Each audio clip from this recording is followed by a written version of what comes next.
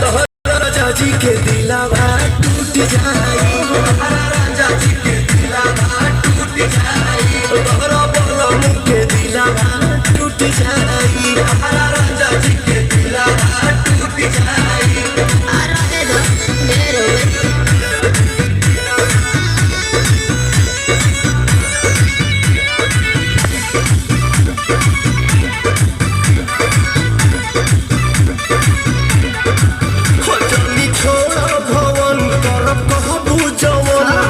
सेवा में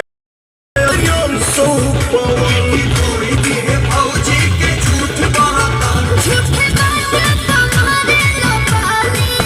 कोको राती के खोरे के मालिस मान जाना अब धनी तोहरे बस अब धन लूट जाए, तोहरा राजा जी के दिलावा टूट जाई,